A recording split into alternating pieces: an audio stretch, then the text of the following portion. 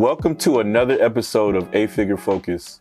I'm your host, Ephraim, CPA, Managing Director of EFS Group PLLC, and also founder of this amazing podcast, A Figure Focus. And today, we have another really great conversation, right? We're going to talk about a lot of different things. I have a special guest on the show. She came all the way from Mississippi, y'all. She got on the plane, came all the way from Mississippi, took some time away from her business to come be on this episode. So this is going to be amazing. We have Ameka Coleman of Stranded Faith. Yes. How's it going? It's going good. Yes? Yes. Thank you. Thank you for coming. Good. You know, I know it's been rainy, right? Yeah. You know, the whole day and everything, Yeah. but you made it through. You know, how long was the flight? It was about 55 minutes, actually, from Jackson to Houston, straight shot. That's what I love about flying. When I do fly Southwest, it's a straight shot, so no layovers. So it was awesome. I love it. I love it. So we're going to talk about a lot today, but, you know, as is customary with every episode, we always talk about you know, the founder, Yes. your story, right? So tell us a little bit about where you're from and how you got started. So I am originally from Jackson, Mississippi, and I went to Mississippi State University. After Mississippi State, Oh, wow. I left Mississippi and went to Texas. So you're a bulldog. Yes, I'm a bulldog. Okay. Go Bulldogs. Woo woo.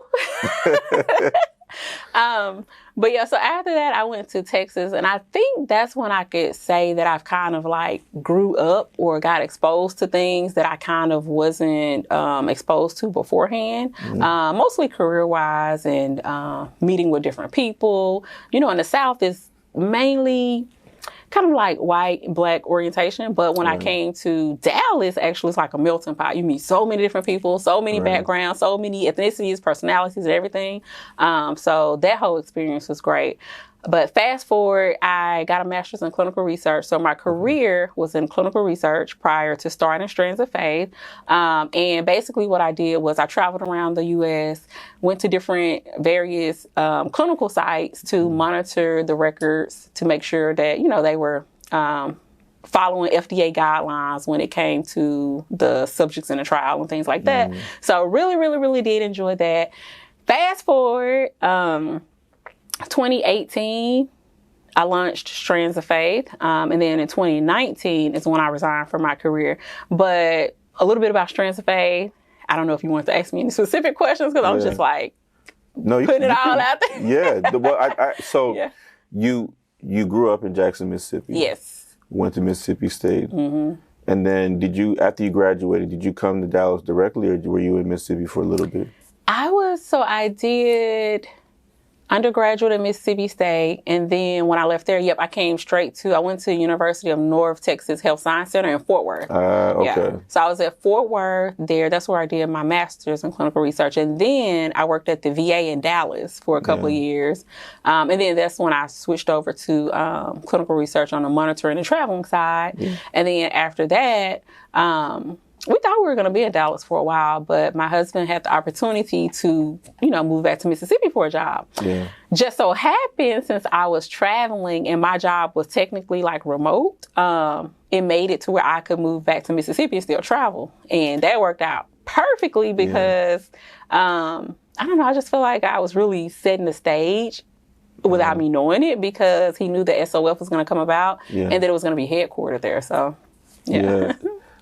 So you mentioned you have a husband, right? Yes. And you have a family. Yes. Did you two meet in Mississippi and then move to the Dallas-Fort Worth Metroplex, or did you meet in Dallas? We met at Mississippi State, actually. Oh, so y'all went to college together? Yes. Yeah. Oh, We went to school together.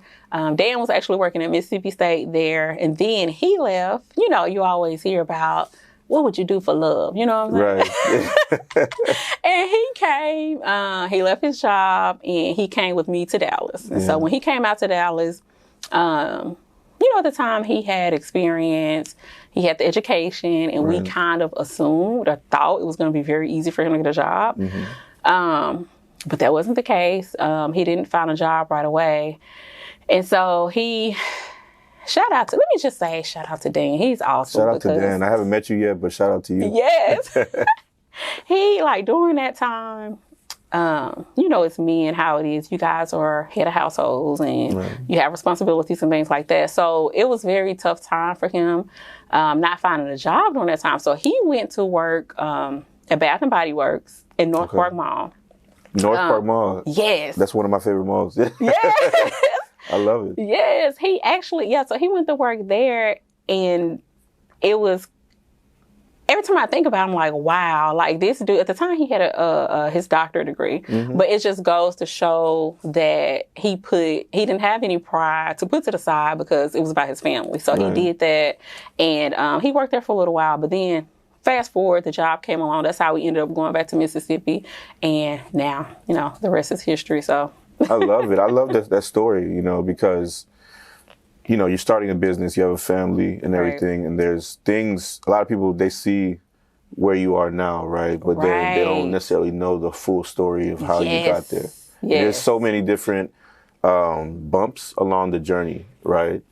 And some of those bumps might include, like, you know, spouse not working, or, you know, being off of a job that they really want to work in for a period of time, and making it through that, you know. And it could easily be yourself. It could easily be the husband. But working through those things, starting a family, you know, and then the business and everything. So shout out to y'all. You know, that's a beautiful story. Thank you. I love it. I love it. And I'm sure a lot of people who are watching, you know, can take something from that. Yeah. So y'all moved back to Mississippi once the job came. Was it always in your plans to move back to Mississippi?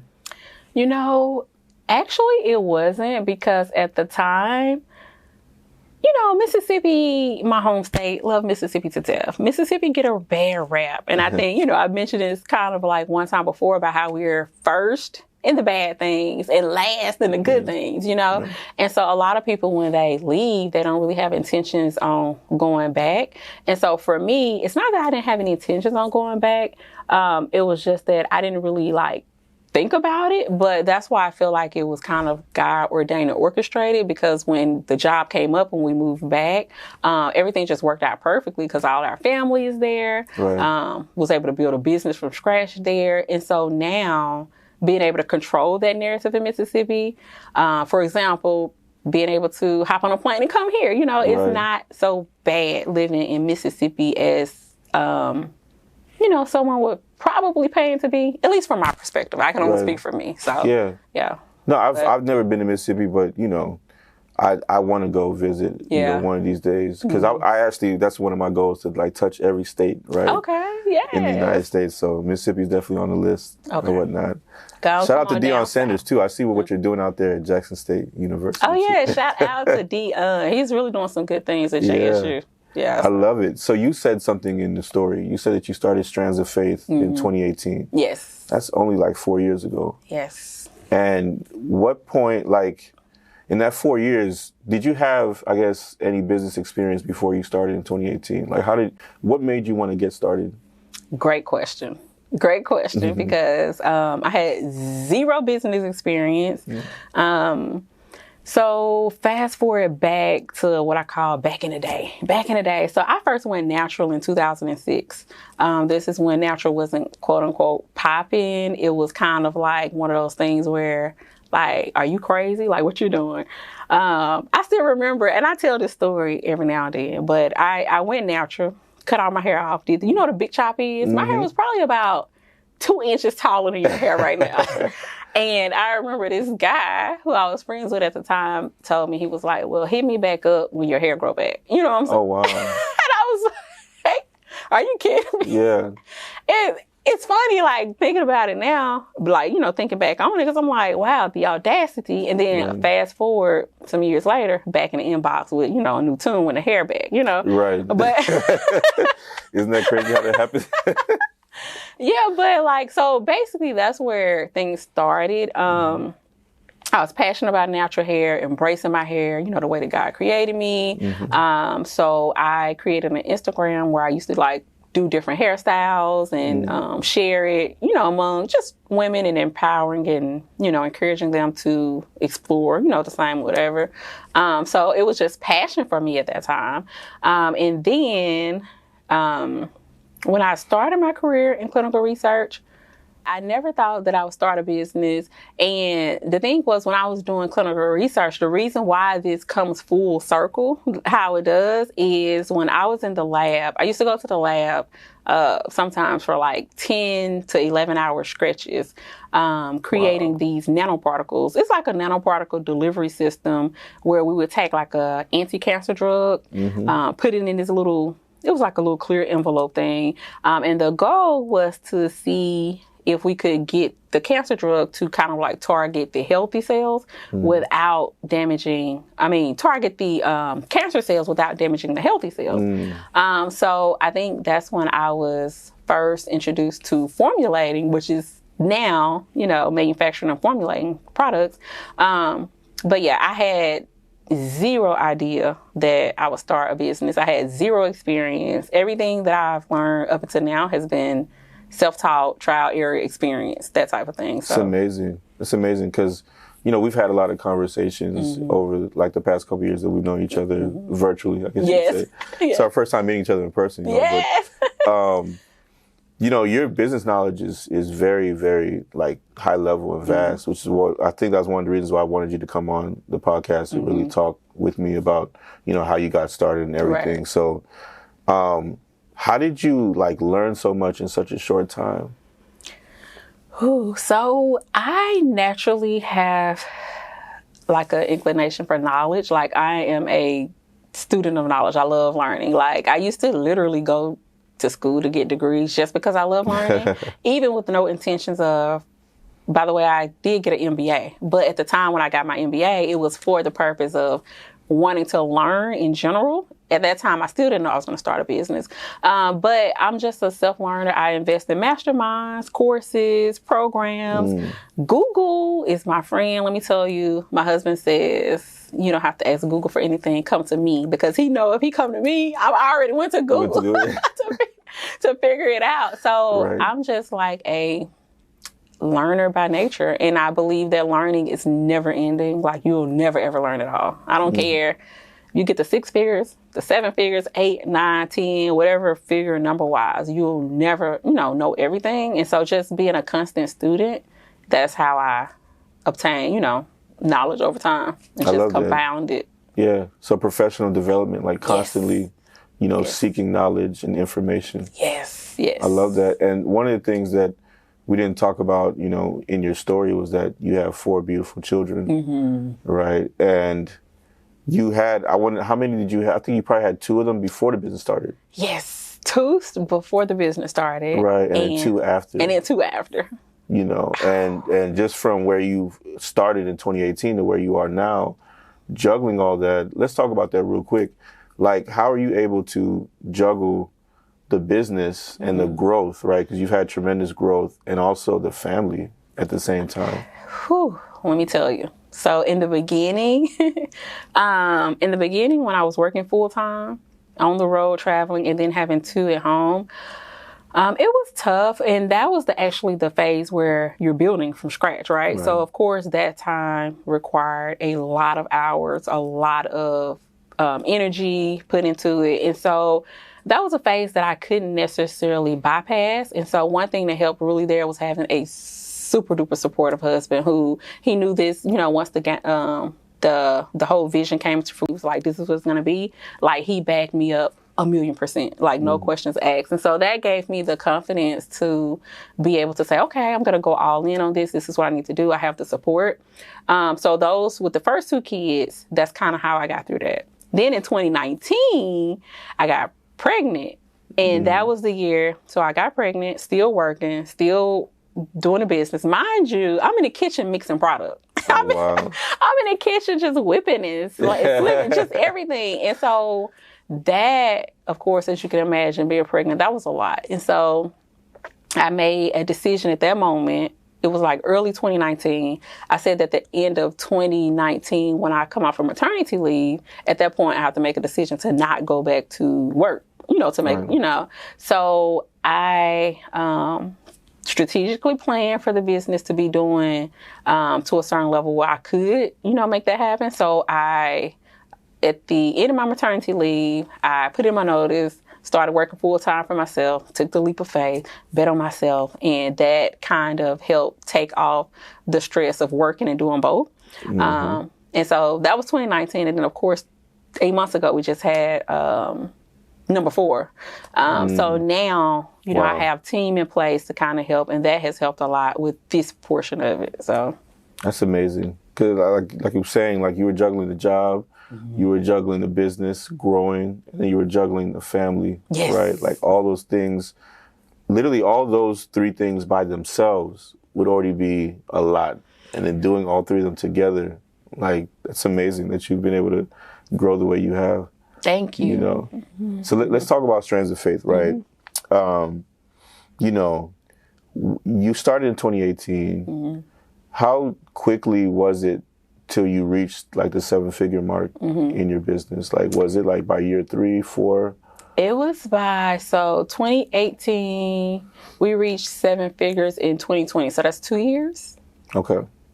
By the end of 2020. So about 2.5 years, we reached the 7-figure mark. And that growth happened pretty fast, comparatively, to stats. It's, from scratch. I mean, mind you, like at the time, we didn't have any funding. We didn't have any outside loans from like the banks or anything. It was fully funded. Fully funded from my personal savings, credit cards, and things like that. And then revenue. So revenue kind of, reinvesting. Yes, a lot of reinvesting. I made it a goal to not pay myself and put myself on payroll until 2.5 years in. So those first 2.5 years was strictly reinvesting. And I think had it not been for that, then that, latter portion wouldn't have happened as fast as it did. Yeah, we're going to talk about that too. But what do you think was the catalyst for you jumping there in 2.5 years so quickly? So, actually a couple of things. And as many of you watching may know, especially if you're in the e-commerce space, the pandemic, which was an unfortunate thing that happened. It happened in 2020. So, of course, since I had already spent 2019 laying the foundations and getting proper systems in place, that was just like gasoline on a fire, for 2020. So we were able to basically have that to work for us in a good way, work in our favor. And so that's kind of what helped propel that. And so since then, it's just kind of been like a maintenance mode and, doing things and putting things in place to kind of make sure that we're able to continue to elevate, over and beyond. So, yeah. When you said the pandemic, like, did you do anything different during then? Were you just pretty much doing the same things? Did you put any more money into marketing? Oh, yeah. So the start of the pandemic, we actually elevated. We were already doing some Facebook marketing, advertising, Instagram, but we increased our budgets and kind of just let it fly. And that helped a lot because, as you know, people were at home in front of their computers, a lot of downtime. So they were seeing, more ads. So that got us way more impressions, made way more eyeballs on our brand, exposure. So that helped a lot to help. That's really, really good. Yeah. So you hit the 7-figure mark by the end of 2020, and we're in 2022. Yes. I'm still just thinking about how quickly everything happened for you, when you look at your business right now, what phase are you in the business? Like, what do you think is the next jump for you? I think we're still in the growth / I guess it depends on, some people consider growth and scale 2 different things. Right. My focus now is to get to the multiple $1 million a year in revenue. And of course, being profitable while doing so. So I would say that's probably the immediate next step. I like it. And how big is your team? We have a full-time team of 3 right now. And then we also have several contractors who may come in, different various times of the seasons, especially Q4s, which is big for e-commerce. So, yeah. But we do have a full-time team of 3, and they are amazing. And the reason why I have a little bit of sanity these days. So are you managing all of them, or do you have people that are probably managing? Like, how does that work?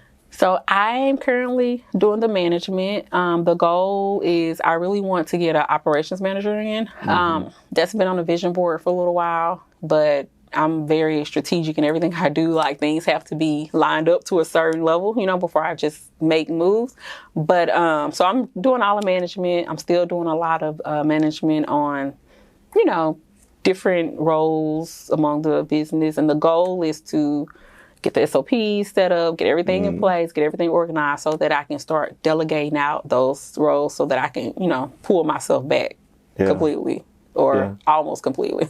No, that's great. So, we speak from time to time, via DM on Instagram and, a few times on the phone. But what I can gather from speaking with you is that numbers are very important to you, like data. Yes. Right. Like, where did that come from, and how has knowing your numbers helped you in being a better business owner? So the backstory to that, how who we are as adults and how we think and how our mind is framed, it can always kind of trace back to childhood or something that we experienced, whether it was a trauma or whether it was a experience or whatever the case it may be. I'm trying to see how I say this. I'll just say that I have a family member who I've witnessed and watched how they, handle numbers that probably didn't necessarily work in their favor all the time. Right. And so for me, in that learning experience and the outcomes in regards to that, I was like, okay, this is what I would do differently. So when I first went into business, I went in with the mindset, number one, taxes, you don't play with. You know what I'm saying? Like, I came in, I'm pretty sure you're familiar with Profit First. Mm-hmm. Yeah, we're Profit First professionals. So yeah, see? I knew it. But so I came in immediately with the Profit First, the account set up and all that, and the allocation, like, this is going to go to taxes. This is not my money. This is going to go here. This is going to go there. So having that in place kind of helped me to set that foundation so that even now with some of these things that have unfolded, it kind of helped me to stay afloat. But knowing numbers is super important when it comes to growth. Like, it's impossible to get to the next level without keying in and knowing exactly, where your numbers are on the scale, whether it's, the margins, your cost of goods sold, the shipping costs, all those things included. I think it is something that's like essential for all business owners to know. Yeah, especially in e-commerce, right? Because there's so many. I always say, like, the most important pieces of, an e-commerce business, obviously, is the marketing, right? Because you have to know, okay, if I'm spending on ads for each of these different things, whether it's TikTok, Facebook, YouTube, what's my ROI? What's the ROAS? What am I getting back? Right. And then also influencer marketing, what am I getting out of that? Really measuring that. And then also you have the inventory, right? Yes. It's extremely important. Measuring that and knowing the data around that. Right. And then obviously you also have the labor part of the business, payroll and things like that. But those are the three major categories for e-commerce. Yes. And it's like knowing that data intently, right, is going to really help you to accelerate. Right. And with e-commerce, from my experience, because, we work with a lot of e-commerce ladies, right? Having access to capital to help fuel you. Once you have that plan, that money plan, now you have access to money, you can just really, really accelerate, right? Because you have your foundation together. You have your team clicking in all the right cylinders. You know how much you need to spend on marketing that's going to help you to get to this dollar amount. You know how much inventory you need to buy, right? Because a lot of people tend to overbuy inventory. No, you're spot on with all of that. Yeah. You're so spot. And one thing you said about when you know all of that and you get money, now when you get that money, you know which buckets to put it into that's going to help you. Like, I hear a lot of new entrepreneurs, they're always saying that, I can't get started because I don't have the funds or the lack of resources. I probably, when I first started, may have thought that, but now being in it, I see it's actually the opposite. Because if you have a new idea, you're starting a business, and someone drops off $50K in your lap, if you haven't trialed and errored and test the market or whatever, you aren't going to know what to do with the $50K. That's just going to be pure burn through money. That money's gone. Exactly. Yes, it's gone. It's like, it's nothing that's going to come, from it majority of the time, but for someone who has everything in a row, they can say, okay, I'm going to take that $50K. I know that if I put this money into Facebook, I'm going to get a 3X ROAS, automatically. So that's $150K. You just flipped it. Right. And so that's a good use of your money that way. So I think knowing numbers is super duper important. Yeah. How did you come up with your pricing? Did you work with an accountant, or did you kind of do that on your own at the very beginning? So I did it on my own in the very beginning. There's a software, I want to say Price-O-Matic. And you basically, since we do manufacture, whenever I source ingredients and things, of course those things change, but I have complete control over the process, building out the ingredients and knowing how much it's going to cost me. So I just basically build it out, and I can, see exactly how much each unit is going to cost me down from one unit, or if I do batches, multiple batches at a time. I love it. So Price-O-Matic for people. Yep. That's good. 'Cause I think a lot of times how I see pricing normally done before they come to us, right, is that they look at how much money they spent on the product, and then they'll probably double it or whatnot, or hopefully triple or however much, But then they're not factoring in the marketing spend, right? The labor, just all the other expense, the overhead. Exactly. All that can eat into, your profit. Yes. So let's say your margins are small to where, let's say you sold $1 million, but your cost of goods sold that you sold to make that $1 million is $800,000. Now you have $200,000 to literally pay for your marketing, your team, your utilities, like everything else, right? Your softwares, right? And then now you're breaking even, or you're probably at a loss. Exactly. So knowing your numbers as far as pricing goes, and just in general, is so important. It's like, oh my gosh, I wish I could just beat it in and fill it in, because it's so important. And a lot of people, when they price, when you start with the incorrect price, it's like you're working against yourself and you can't win. It's like a losing battle, because if you go to market, like you said, if you're trying to market, I don't know, let's just say your break even is, a lot of people go on Facebook and they think, oh, 1 is a break even. But technically, that's not the case. You have to factor in your cost of goods and all of that. And so if your break even after all that come out to a 2, and then you're getting, 2X on Facebook, that's your break even now. You're not making any profit. So now you have to make sure the back end is tight so that you can bring in, profit on that. But when you price too low in the beginning, it kind of prevents you from going to that next level, because you can't market. Like you squeeze yourself out of that part to market, which is, essential to any business. So yeah, I'm glad that you really figured it out in the beginning, because I think a lot of times people tend to not figure it out, and then they're making money, right? But then they're realizing that one of the main reasons why you're making money is because you're so cheap, as far as the product that you're selling. Yes. So now, when you come to the realization that, I need to raise my prices, that's a mentally exhausting thing for some people, right? And it's a scary thing, because now it's like, do I have the ability to raise my prices and keep my clientele, my customers? Right. So it's really good to know your numbers and know your pricing in the very beginning. Yes, absolutely. I love it. So one of the things that you do that I like, because we've had experience working with people in the hair care industry, and the margins tend to be, not the greatest. Right. But, in speaking with you, one of the things that I noticed that you do is you manufacture in-house. What made you want to do all that? Like, obviously, your background, being a clinician and everything, and just really diving into that, that kept your mind on saying, okay, I want to do this. But what's making you want to still keep it in-house versus outsourcing it like you see a lot of people do, or buying wholesale? Right. Really good question. And that's something that in the beginning, I really, almost stressed me out, because I'm like, okay, which route do I want to go? Because the thing is, I'm always, whenever I make a decision, I look far into the future to see, you know, how it's going to play out. And in the beginning, it's easier to buy wholesale or to buy units that's already made because all you have to do is put your label on it and it's easy to resell. It's harder to manufacture because at that time, you're mixing buckets, you're doing all of this. It's a lot of more labor involved. So you're like, oh my gosh, is this worth it? And so at that point, I had to make a decision. Okay, am I going to keep this in-house or I'm going to go this route? Well, I'm a person who I love just the whole transparency of it. I love being able to control the process from start to finish. I can know what ingredients go in my products. I can control just the whole customer experience when it comes to, you know, manufacturing and then, of course, the shipping and things like that.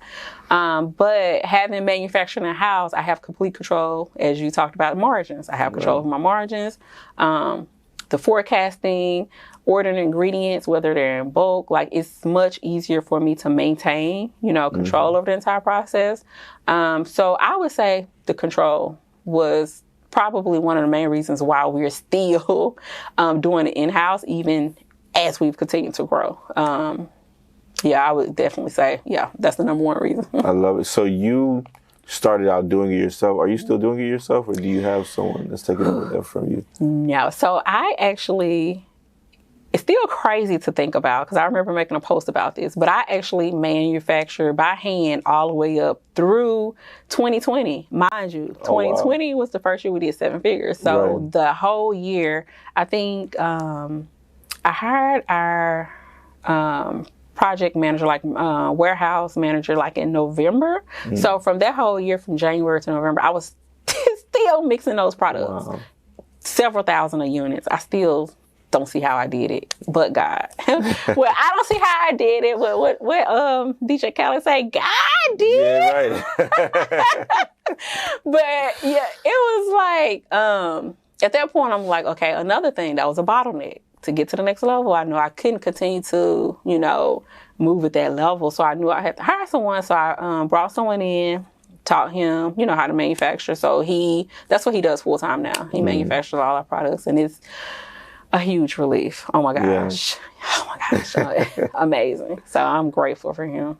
No, I like that. I like how you figured out that, you know what, at this point in the business, it's time to hire this person. And hiring this person is actually going to take work off my plate and is going to double our capacity to where we can now grow even bigger. Yes. You know, and I think a lot of times it is kind of difficult to figure out when is the right time to hire someone, when is the right time to say this is the position that we're going to hire for versus this position. Right. You know? Yeah. So I'm glad that, you know, you've done that and whatnot. This is amazing. Do you have a warehouse in Mississippi or? Yes. Talk about your like setup. Oh yeah.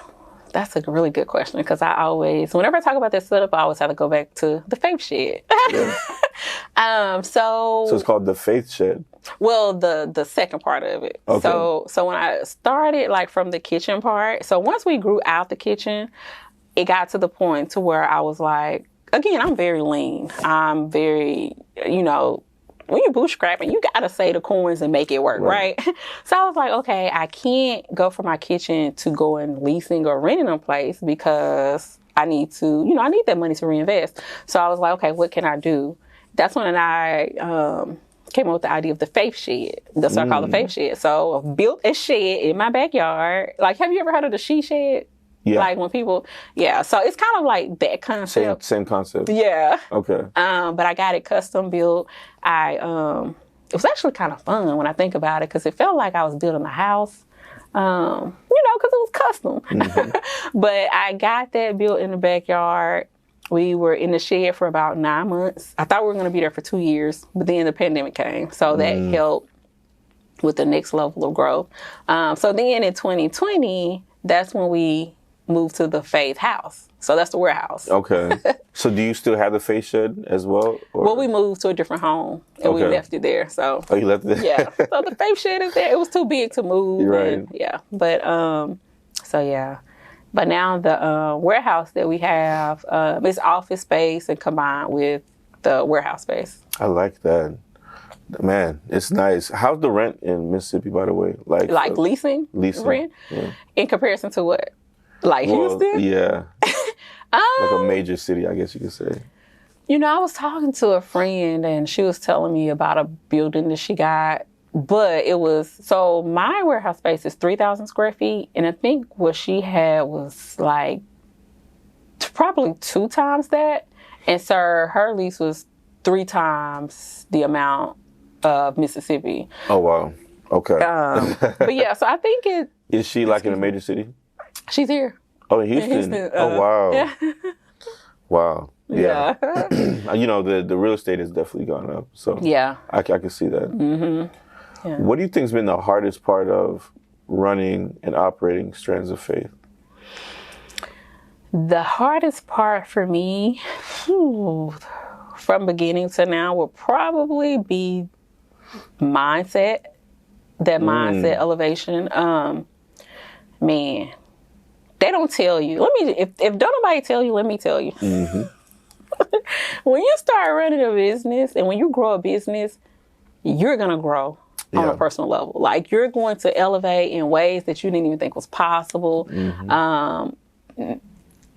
I just can't even put into words. I don't know if you've experienced it too, but that's been the hardest part for me, shattering the limiting beliefs. Imposter syndrome, that was very big in the beginning. Just coming into my own and realizing that, okay, the success of my business is basically on my back. It's nobody else's responsibility, it's mine. And so if I want this big thing, whatever those goals may be, I have to become that person to get those things, you know?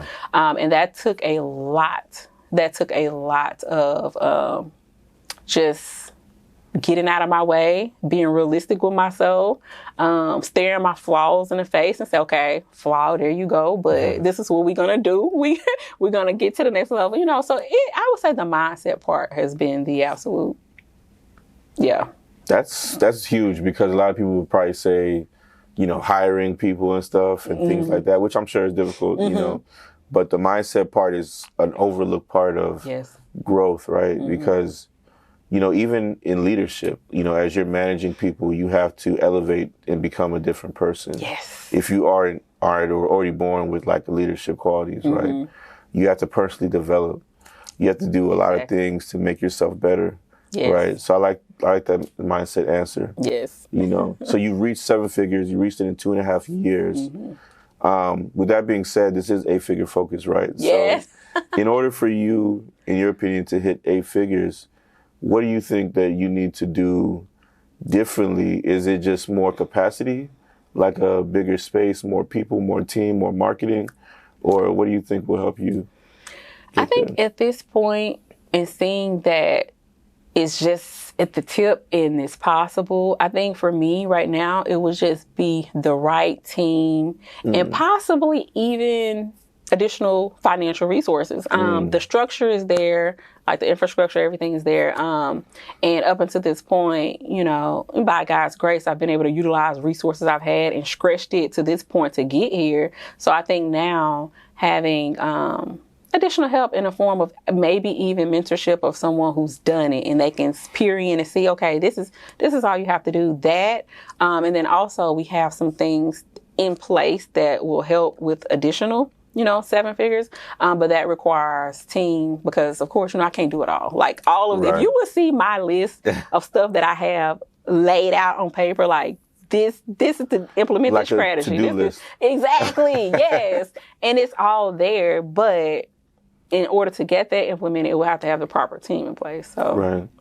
Wow. And then, in e-commerce, as you're hiring people and, you have to pay them properly, that does eat into profits, right? So now your output has to be even more, the volume has to be higher. Exactly. Just to really cover all that. To cover, yep. Either that or you have to have, like you said, some funding, whether it's venture capital or even like lines of credits and loans and stuff like that. So I know that you mentioned that you had gone out and tested the markets when it came to like loans and line of credit just to see what was out there.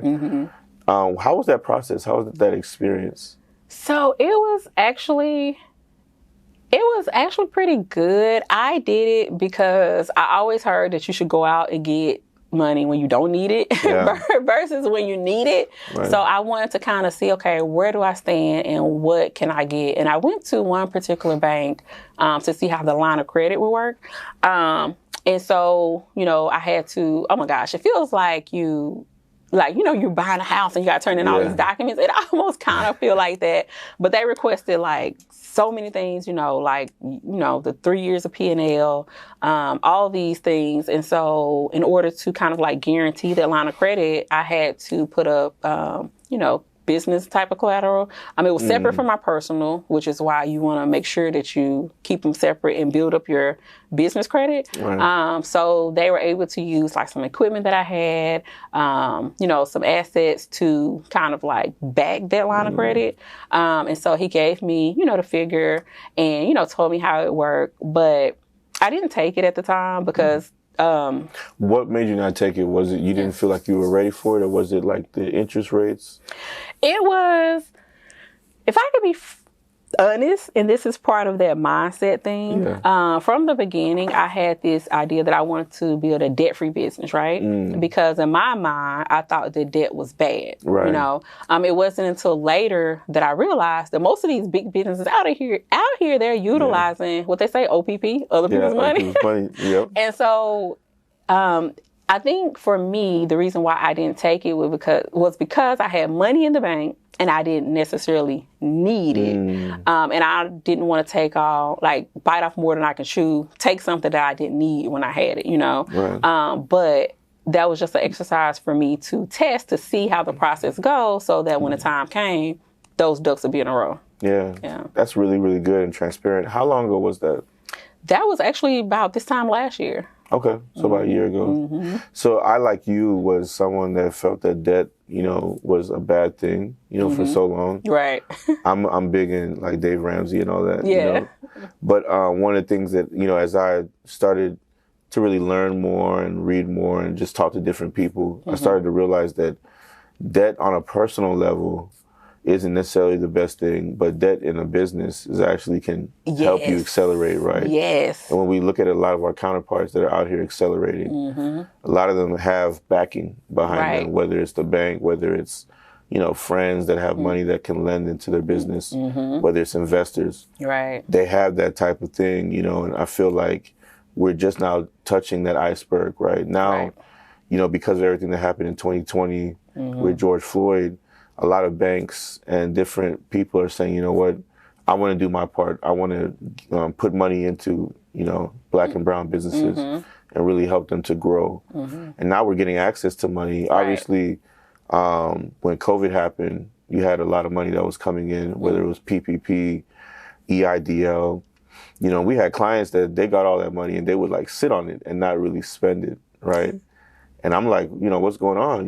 Because in the community, we always talk about, if I had this X amount of dollars, if I had this much money, I'd be able to just accelerate. Right. And then now it's in front of us and we're not really doing what we thought we were going to do. Yeah. So, we definitely work with a lot of them to develop a plan, because I think a lot of them were just like, hey, if I had a plan on what I would do with this money, then I would feel more comfortable. Right. Because I don't want it to be a situation where I spend all this money. Let's say I throw $50,000 of that and I put it into Facebook ads. Then I take $40,000 and I put into inventory. And then $10,000 into team or whatever, right?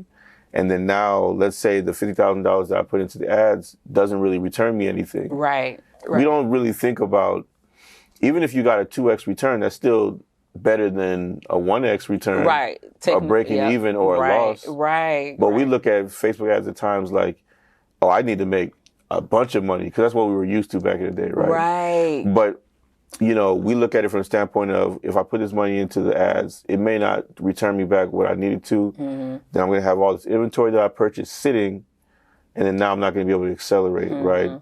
But looking at your historical data, and seeing, okay, these are my sales trends for the past few months. Right.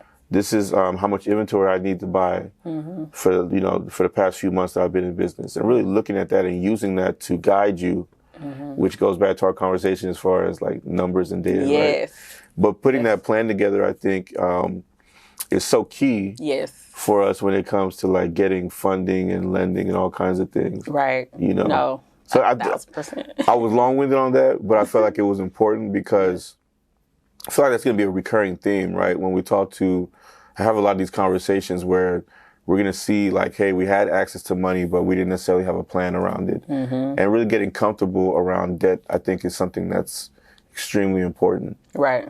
Yep. You know? So that's, I agree. Yeah. So if you were to revisit that, I guess, a year later with what you know now, and they came back to you and they said, hey, Ameka, like, we still got this money available for you, what would you do? I would go hard on customer acquisition. Okay. Listen, I would go hard on customer acquisition. The whole landscape of Facebook, like you said, the point that you made about, okay, I don't want to put this money into, let's just say if that one was to break even, they were getting 2. And they were like, okay, I don't want to put this because I'm only getting a 2, where they may be used to getting a 5 back, right. You know, in pandemic. The thing the whole Facebook thing, you have to do a mindset shift, period. Like anything over break even at this point, in my opinion, is good. And you have to go in with the mindset, okay, customer acquisition first, build the customer, nurture the customer, and then you can, make the profit and stuff like that on the back end. But I would take that money and go hard on customer acquisition. Like, period. Yeah. Because you understand that once you acquire that customer, based upon your data, you understand that a certain percentage of them are going to come back to you and rebuy. Right. Especially as you market to them via text and email, and they follow your business pages and they see your content. Right. You understand that, okay, like with the kind of product you have, it runs out at a certain month. So they're going to come back if they like the experience and they like the product. Exactly. So it makes sense. The more customers you can acquire and have in your database, the more opportunity you can have for sales and money. Yes. That's really, really good. So how have you utilized email, and let's talk about marketing, right? Because you've done Facebook ads, you've done, I'm sure, every kind of ad, right? Pretty much. What's your favorite marketing channel? By far, hands down, email. Email is the GOAT. Email will forever be the GOAT, in my opinion. I mean, things change all the time. Maybe 20 years from now it may change, but email is our own channel. Once you have the email address, you have direct connection and communication with the customer. You don't have to keep, continue to pay to acquire them. You get to control the narrative as far as like the whole journey, with email. And email is going to be, the average, if you can do about 32% revenue from email, it's good, but it's a constant, like if Facebook go down, if Instagram go down, whatever is go down. Because they're going to go down every now and then. Yeah, exactly. Yes, it's like inevitable, things happen. So having that list is yours. And so you can market at any time, 2 o'clock in the morning if you want to, 7 o'clock. I don't, whatever. You have complete control over it. So that's my favorite. What email channel do you use? Klaviyo. Klaviyo. Okay, yes, I love Klaviyo. It. I love it. And then, like, how long have you been using it, and were you the ones that set up your flows? Yep, I set up, and that's another thing. I'm very, super hands-on with the brand. Like, I learned everything in and out about the brand before I outsourced it. 2019 is when I first started using Klaviyo. I signed up for a program. Shout out to Brian Bowman. He has the e-commerce underground. And so I signed up for his program, and he had, these, where it teaches you how to do the win-back flow, the post-purchase, the abandoned cart, all those flows. So I built them out all myself, customized it to my brand voice. Those take a lot of time too. I know a lot of people don't want to do them because there's no time. You did your own copywriting as well? Everything. Even to this day, as I'm sitting here talking to you, I'm still in charge of my email. Wow, okay.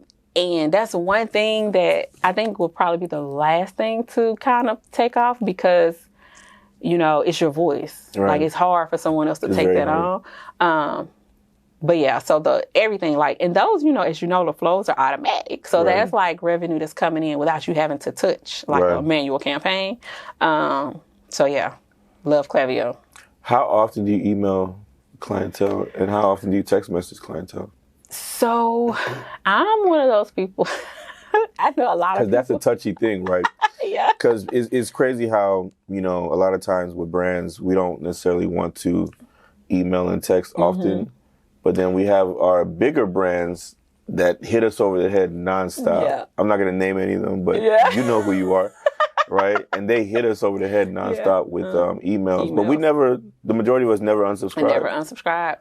And I subscribe to that. Like, the thing is... Oh, so you hit people over the head with the email? I hit you over the head. Like, the head everywhere. Like, what does it say? Success leaves clues, right? Yeah. And again, mindset shift. This is where I talk about different mindset parts through entrepreneurship, because in the beginning, you think from a level of personal feelings. People don't realize, but they tend to think from a level of what they will want as a consumer. And that can be a roadblocks in your business, you know? Right. So for me, I don't worry about that. I say, okay, the more that I can send out an email and touch the customer, the more chances that revenue will come in from one of those emails being seen. Because just because I send you as one person 3 emails a day, you may only open one. You may only see one. Right. You know, it doesn't mean that you're going to see all of them. And so I think that a brand should email as much as possible that's in alignment with their brand, you know. And for me, I'm gonna email you. And if you unsubscribe, that just makes room for people who want to who actually want it. How often? So is it the same philosophy with text messages as well? So my text messaging, I'm still in the process of working out a strategy. I have like the basic things on there, but I haven't. The strategy piece is on the to-do list, but it's there. It's in place, and a big portion of revenue come from that as well. But to answer your questions about the emails, I try to do about 5 a week, and that's still probably not a lot to some, but for some, that's a lot. Yeah. You know what I'm saying? So you write 5 a week, and you have 52 weeks in a year. It's 260 emails, I want to say. Yes. Correct my math if I'm wrong, but... Well, see, and this is the part about being strategic with me doing everything. So that's a lot of emails. That's amazing. That's a lot. But for 2019, what I did, I would sit for like 2 days, stretch 2 days.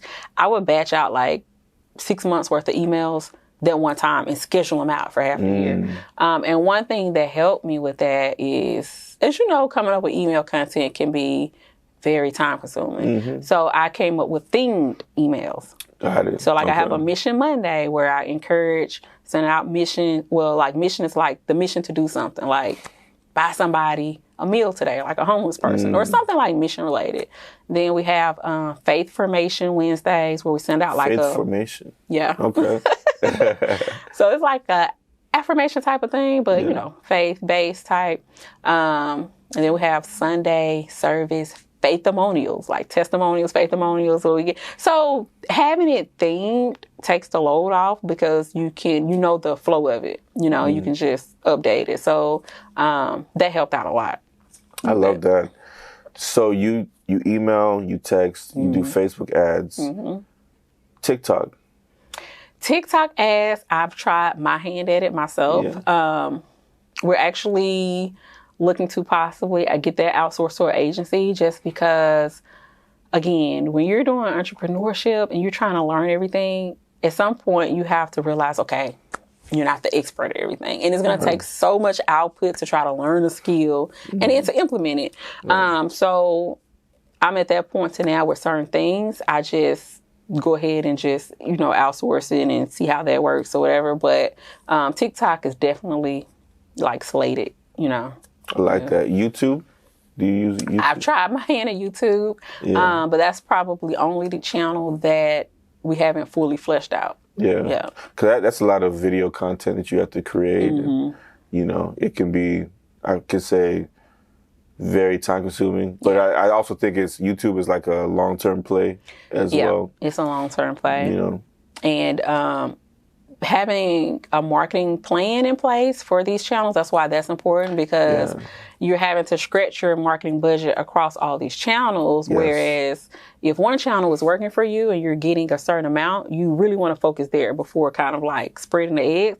I mean, you still want to diversify, but it has to be, make sense, like a balance. So that's why, again, where you asked about the next level, that's where funding and those additional resources to help to fully fledge out different channels additionally. Yeah. Did you, in the very beginning, did you create a business plan? In the very beginning, I didn't create a business plan. Okay. I just free flow everything. Yeah. No, I think that's, not that it's 8-figure focus, right? So we, now that we know what we know. Now that we know, we know. We encourage you to create a business plan at the very beginning. But at the same time, I wouldn't encourage you to hinder you from starting. Yes. Mm-hmm. Right. And I think sometimes I know that if I created a business plan from the very beginning, that would have stopped me from starting. Yeah. Because I overthink at times, right? Yes. And I'm a perfectionist. Mm-hmm. I want everything to be perfect. Right. And I think, for some people, getting out of your head and just getting started, I think is so important. Yes. And you can always come back like you did and like I did and create that business plan, That'll reach. Yeah. So you didn't start it, but I guess you went back and you did it. Yes. So how was that?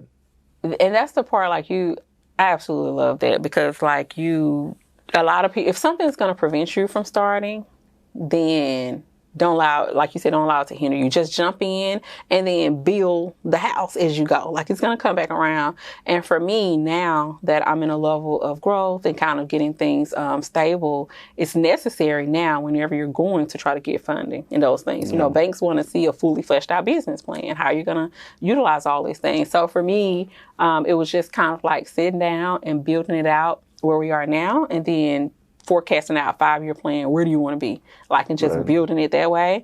And honestly, that's one of the things I'm working on now. Different aspects of the business plan.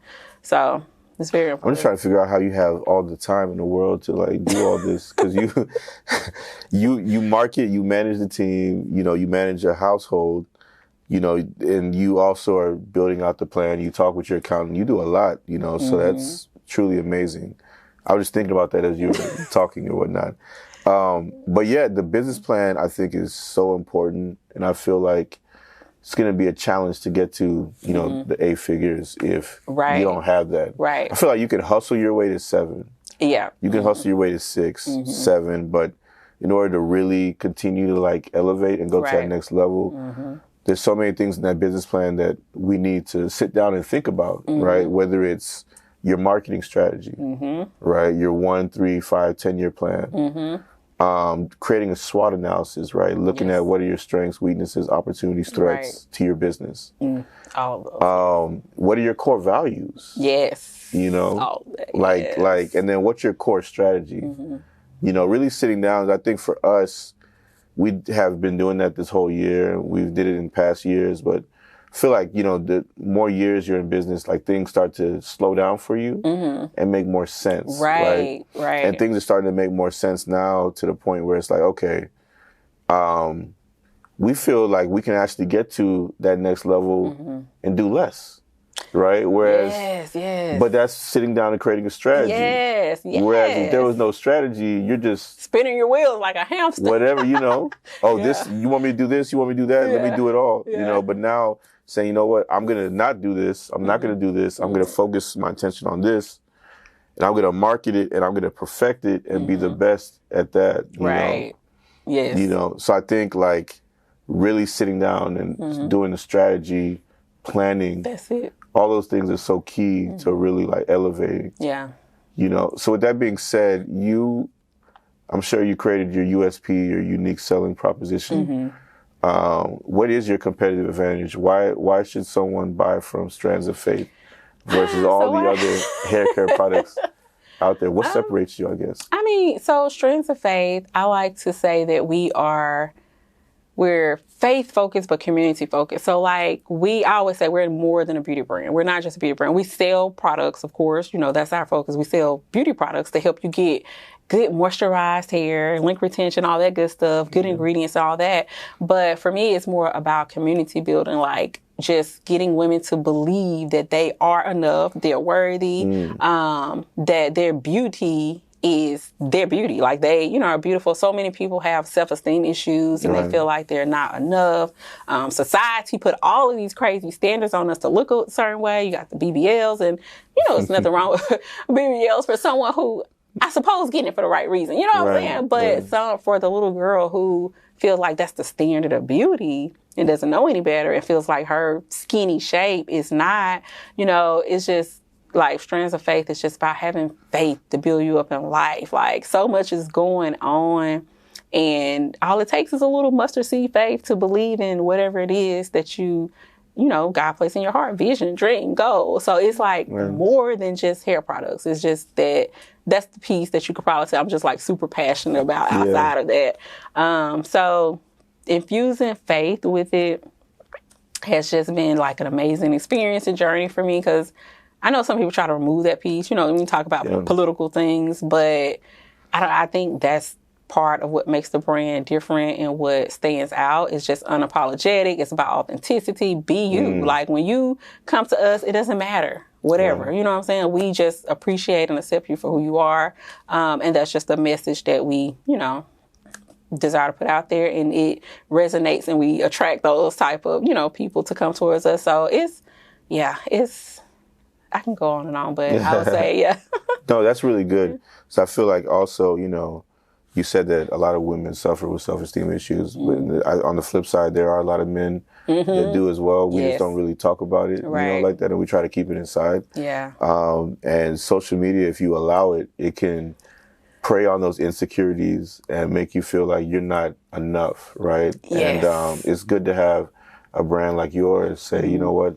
No, you're more than enough, and you're perfect how you are, and embrace the beauty that you were born with and whatnot. You know? Absolutely. So I like that a lot. Man, this has been an amazing conversation. Yes. I do want to talk about team as well. So let's talk about that. So when you first started, you were by yourself in the business. How long did it take you to hire your first employee? So first employee was 2.5 years in. So you were doing everything by yourself in the first two? So you hit 7 figures by yourself? Yeah, by myself. Could you believe it? That's what I'm saying. Sometimes when I look back on it, I'm like, this had to be a God-ordained thing, like ordering steps. And it just goes to show a testament. You were doing fulfillment too? Fulfillment, every single thing. From the shed. Oh, well, no, wait, I take that back. Fulfillment, at that point, when it started to wrap up, I started bringing in friends.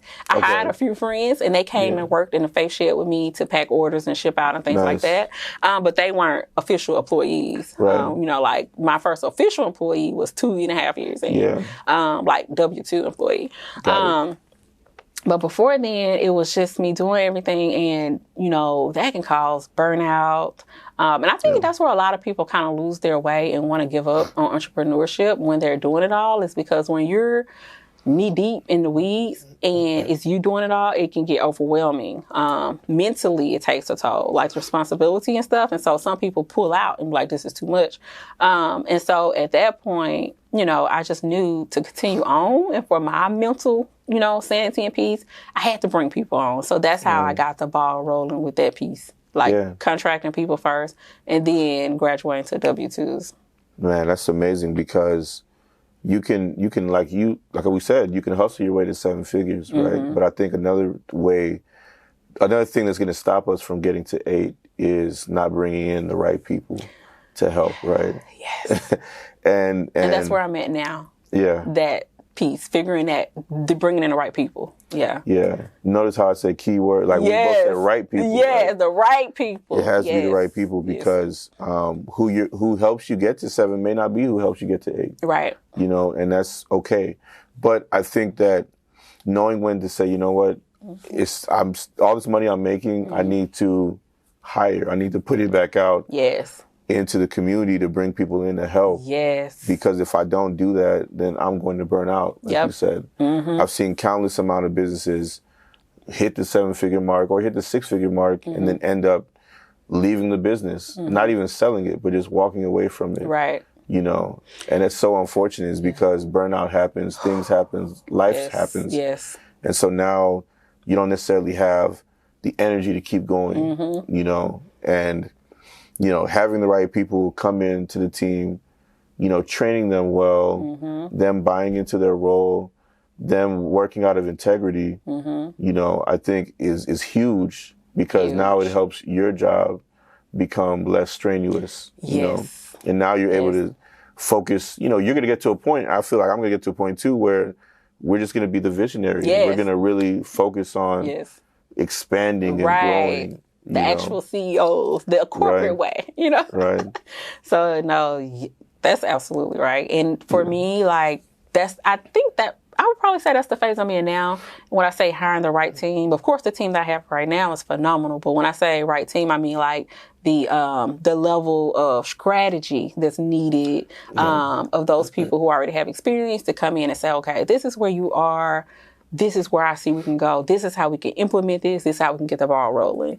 And when you're at a level, at this, level, is critical, as you said, to bring the right person, because one wrong person can wipe you out. You can have a major setback, and it's harder for smaller business to recover for something like that. So it's kind of like you almost got one shot or one chance to get that person right. And then at the same time, with knowing that, that's what kind of keep you in a role of keep going and going and going. Because you're like, okay, I can only do this. So it's kind of like a double-edged sword. Like, you got to delegate and get it off, but then you're like scared. But it's just something, it's another risk thing. You just got to take that risk and do it. And you literally have to train and trust. Train and trust. That's it. Right. Train and trust. You have to train and trust. And then those people that you train and trust, they'll move into leadership, and then they have to train and trust. Exactly. Yes. So that's now you're going to get to a point where where we have to motivate the people that we hired to do the same thing that we just did with them. Exactly. See that? Whoo, bless it. Because if not, then now you'll see that person covering for other people on the team versus. And when you cover for somebody, you're not necessarily allowing them to grow and expand into who they should be. Yes. And that can prohibit them from reaching their maximum potential. And then obviously it prohibits us from reaching that next level in our business as well. You're so right. Like, for real. Yeah. So, you say you have 4 people. You have, you said, person, a project manager for the warehouse. And then who are the other 3 people? The shipping manager, and then myself, of course. I'm the 3rd employee, but I wear, of course, multiple hats. And then the contract role. So, customer service, that's contract. Other key positions, they're all contracted. And the goal is to just expand out the team, to bring everything like full-time in-house where we have our own robust team. So that's the current goal that we're fleshing out. But yes. That's amazing. I could see in your future you employing like 50 to 100 people in Mississippi. You know what I'm saying? Like that's the beautiful thing about entrepreneurship. Yes. Creating opportunities, right? And that's for the community that you come from. Yes. Because you could have stayed in Dallas. You said, no, I'm going back home. Right.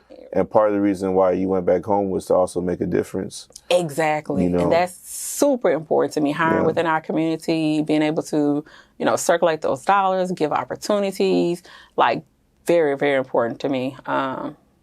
That's actually part of my mission, like in our core values. Oh, really? Yeah. So, yes. Yeah. So I have to ask you about this, right? This is, everybody in e-commerce goes through this at some point, chargebacks.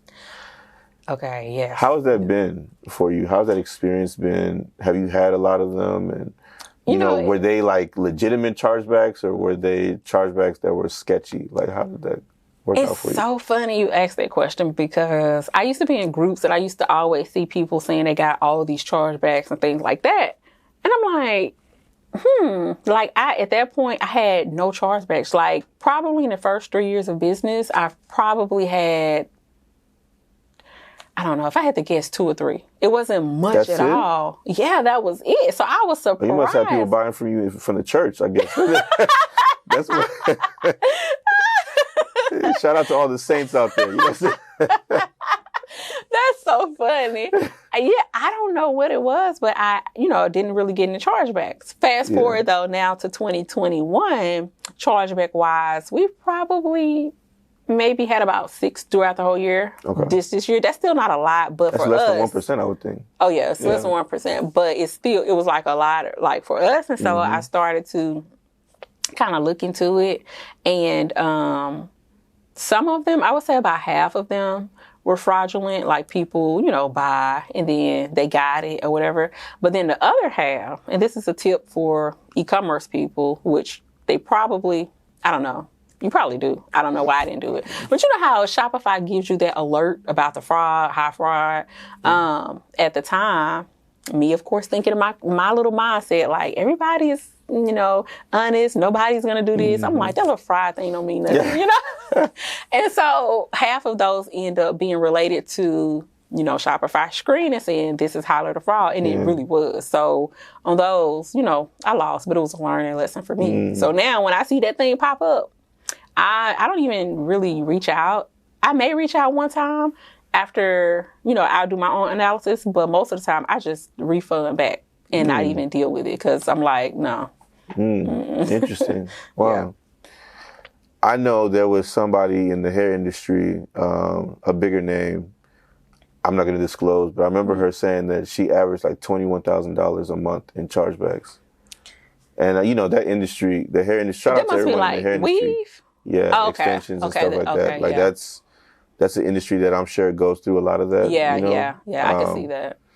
And it's just unfortunate that, that happens. Super unfortunate.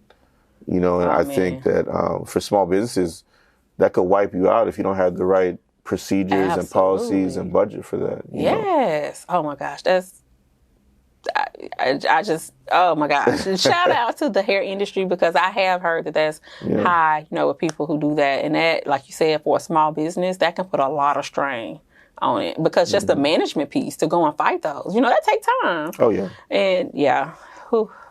You said that you started out with contractors before employees.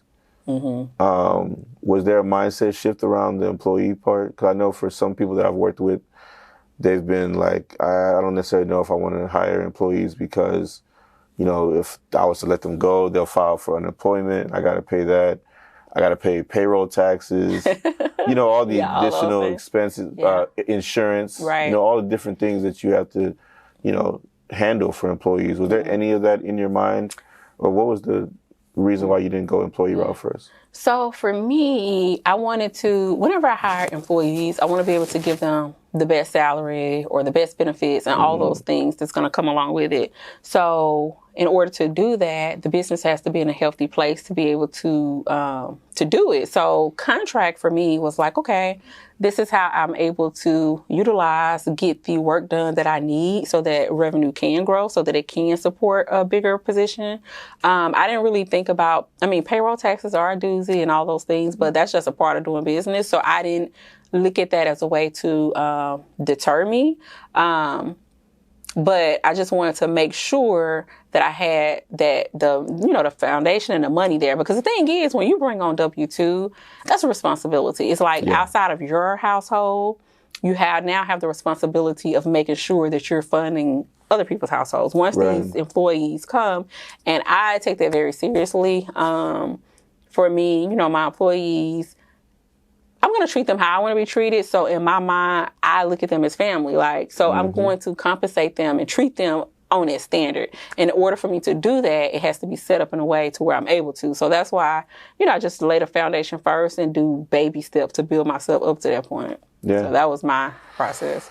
Listen, man, you can't fool around when you have people on your team when it comes to your money, right? A lot of the things that, we would do before we had employees, that has to go out the window. Yeah. I think that's why some people say I don't necessarily want to hire an employee just yet. Because I kind of want to spend the money how I want to and just be free. Gotcha. But the discipline that you have to develop, right? Because you have to have the discipline. Right. If you're buying whatever you want in the business versus, looking at it as this is the business's money. Right. And this money that is made through the sales needs to be reinvested to now buy the things that we need to sell. Mm-hmm. And you're just using it for whatever, then now that jeopardizes someone's check. Right. That jeopardizes, and now if you jeopardize that person's check, they have bills that are due that they can't pay. Right. and they have kids that need to eat that probably won't be able to eat. Exactly. The place that they live, they got to pay the rent or the mortgage, and they probably can't pay that. And then now they're in a big hole. Yeah, exactly. You know, so what we do is so important as like CEOs, you know, like really managing the money properly. Exactly. And making the right decisions, right? Because that could literally take out a whole family. A whole family. And that's the part of business is that people, I mean, I know they see the glitz and glamour, but the management piece is probably one of the hardest pieces. You have to learn, again, challenge yourself to learn the P&Ls, like everything dealing with your finances so that you can know your money story and what you can and can't do. Because like you said, blowing through that money, it's not your money, it's the business money. I tell people like, I'm Ameka. I ain't gonna say I'm broke because we ain't gonna speak that into the atmosphere, but I'm just living, SOF, I'm building up to get to the point to where it can give me financial freedom, but anything that happens, this is SOF, I'm Ameka, we're two separate different entities, so I treat it as such. And to your point, that's why with the employees, that's a fixed expense. Whether I'm at a loss this month or at a positive this month, they have to get paid, and so I have to make sure that things are in place that the fact that you know what a fixed expense is versus a variable expense. Yes. That's huge, right? So like a fixed expense, like you said, it's fixed every single month. You understand that that's an expense that you're going to have to pay, whether you make money in your business or not, right? So you have the salaries, you have the rent, you have utilities. Utilities in some instances can be variable. Insurance, right? Different things that are the same amount of money or within the same amount of money every single month. Every single month, right. Right. Whereas marketing, that could be variable. That could be variable. You can spend a lot one month and then turn it off the next month. Absolutely. Right? Yeah. So I think that's great. That's a great. You've been dropping gems this whole episode. It's amazing. But it's cool to see, where, 'cause I know we met like during the pandemic. Well, towards the end of 2020, right, on Clubhouse. Right. Yep. I don't remember what room it was, but I remember I did a bunch of rooms back then. Yeah, you did. Was it the 7-figure focus? What was it on Clubhouse? The room 7-figure? Well, it's always been 8-figure focus, but that's where the whole idea of 8-figure focus actually started. It actually started on Clubhouse. Yeah, okay. So I think I probably titled the room like that. Okay, yeah. And then you were in there, and you came on the stage, and you were, giving a lot of value and everything. Yeah. And just to see, I even knew, we spoke about this right before we recorded, about how, you've taken on a lot of different mindset shifts about how, I remember I asked you to host a Clubhouse room. This was a year ago. And you were like, I'm not interested right now. And then you said now, where you are now, you would easily do that with no issue. Right. Where did that confidence come from? Wow. I would say therapy, number one. Therapy. As I'm a believer, and I know some people feel like being a believer and mixing therapy don't mix because you're not trusting in God or whatever, but I beg to differ, and I would like to tear that narrative down because I think we have so many unresolved traumas that we go through in life in general, and in business, it's going to show up. Like, you don't think it's going to show up in business, but it does. So going to therapy just helped me to kind of like redefine myself, figure out who I truly am, find my voice. It helped me. I used to be very big on being a people pleaser, very big on caring what people thought about me, whether they like me, all those things. And, to a certain extent, it still matters, but not to the detriment of you breaking down mentally or going into like a cry. Oh, this person said this, or they, all of that. So for me, I had to get all of that out and say, okay, who are you? Who are you truly? When you look in the mirror, like, what do you feel about yourself? Like, are you actually just like, oh my gosh, Ephraim, you got me feeling like, I'm like, no, but no, it was just really coming into my own and just trusting God. And I said, it got to the point where I was like, I'm just going to show up as my authentic self. Whoever relate with me, relate with me. Whoever don't, they don't. They're not my people, And when I did that, it's like everything just started to just flow naturally. Things just started to come.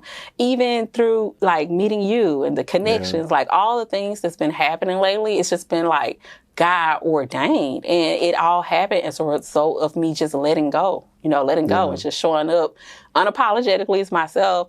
And so to answer your question, as a result, I was like, you know what? My purpose here on earth is to go out, tell my story, just be me, and kind of come out of my shell a little bit, because I'm introverted. And at the time, I was kind of shy. I'm still a little shy, a little bit. Some people be like, no, you're not. Because I think I said that to you, and you're like, no, you're not. But just that therapy, prayer, meditating is just really helped me to just come into my own. And quite honestly, I haven't completely arrived. I'm still arriving. It's still a journey, Yeah.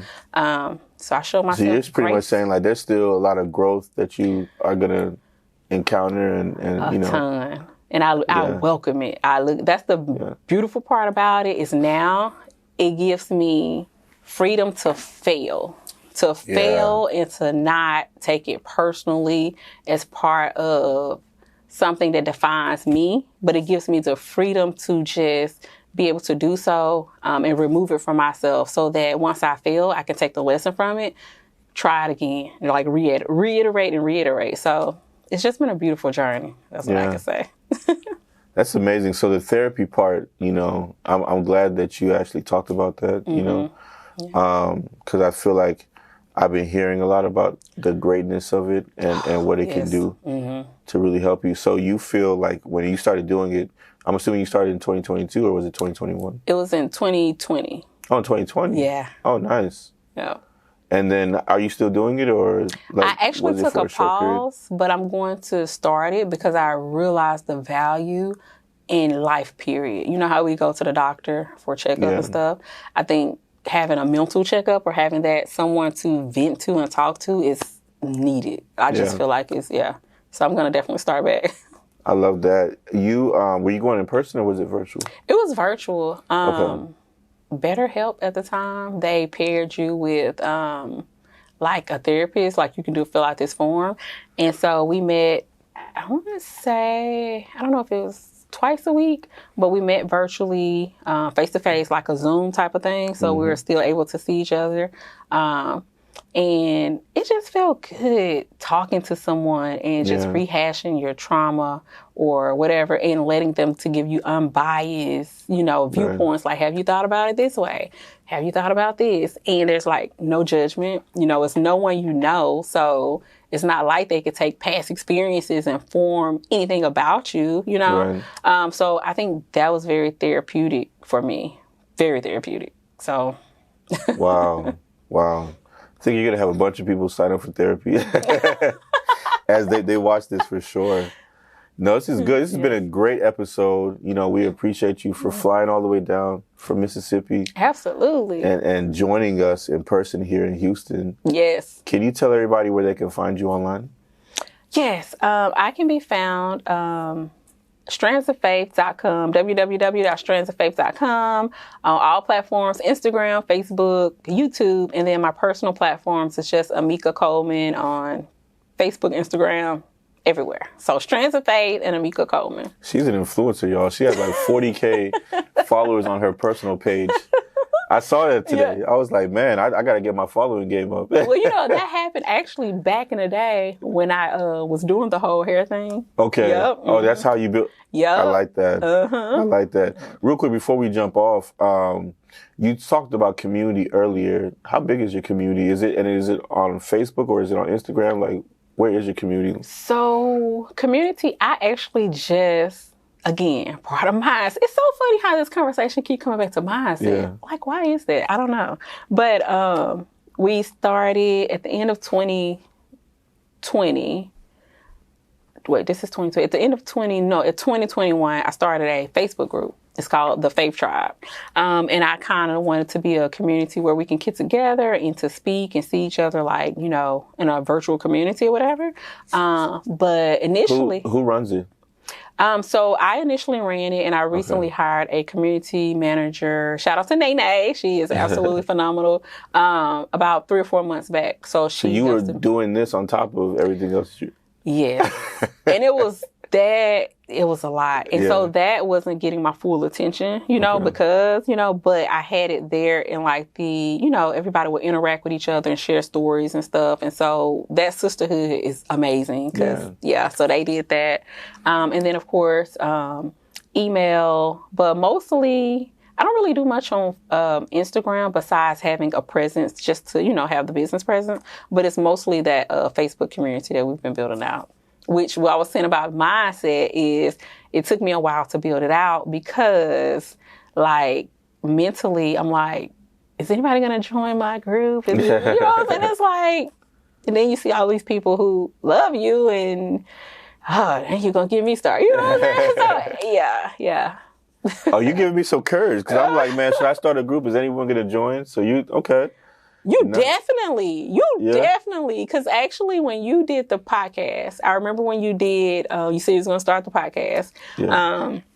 And remember, I jumped in your inbox. I said, Ephraim, if you need a guest, I'm down for you. Yeah. You remember? And I did that because, like, prior to, like, even though we had never met each other virtually, you have just been such a light online,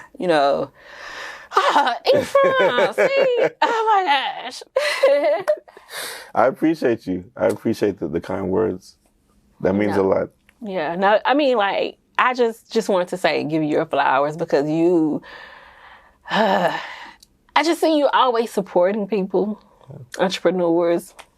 You're going to make me cry. You're always putting a hand back, Yeah. And... Well, you don't see that too often, so just thank you. Yeah. Just thank you. No, I appreciate that. That means a lot. My goal is to, impact the world, and through something that I enjoy and love, which is business and stuff, especially our community. Right. And it's like, if, our schedules are busy, right? And just taking that additional time to really like do things like this, I think is so important. And I think if everyone's doing something in their own way, right? Like, we have people that are in politics. We have people that march. We have people that do certain things. If we all do what we're great at, I mean, the sky's the limit. Absolutely. For us. Absolutely. So I appreciate you for coming down. Thank you so much from Mississippi. This is I'm not going to continue it. I could keep going all day, but, I really appreciate you. And I'm sure this won't be the last time you'll be on the platform. I'm sure we got some other things we'll do in the future. Yes, definitely. Well, thank you so much for having me. I really appreciate it. No problem. This is A Figure Focus, episode 8. And until next time.